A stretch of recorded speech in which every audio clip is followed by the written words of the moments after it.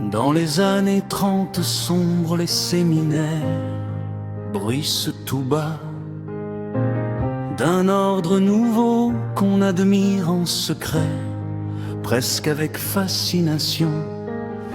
La croix se penche doucement, presque sans résistance visible, devant l'aigle noir qui avance et qui promet la clarté. Un concordat est signé dans l'ombre des grands palais romains. Des prêtres en soutane lèvent parfois le bras pour le furet. L'Église cherche des points communs, tolère, trouve des excuses entre le Reich millénaire et l'éternel message de paix. Quand l'Église pactise avec le diable, quand la foi se mêle au bruit des bottes et des cris, la croix du Christ se tord, se trouble, se renie, et le silence devient notre plus grande, notre plus lourde faute.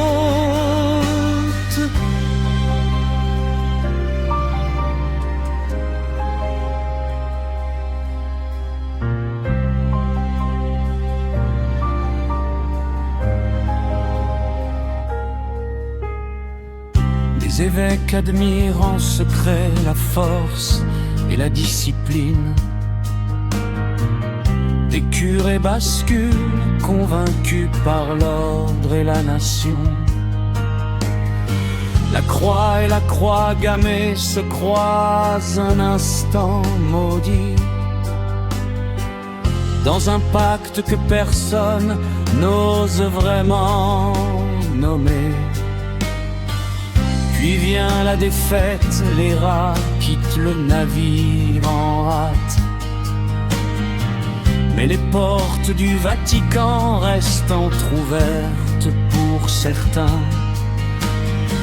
Ceux qui ont semé la mort trouvent refuge et un nouveau départ, sous la protection discrète de ceux qui prient en latipon.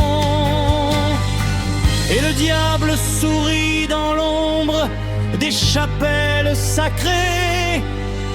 Il sait qu'il a gagné cette manche sans même se battre. Quand l'Église pactise avec le diable, quand la foi se mêle au bruit des bottes et des cris,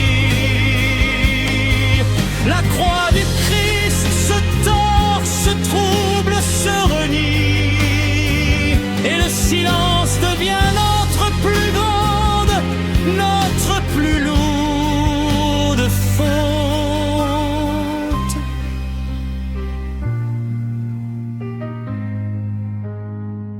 Quand l'Église pactise avec le diable, avec le diable.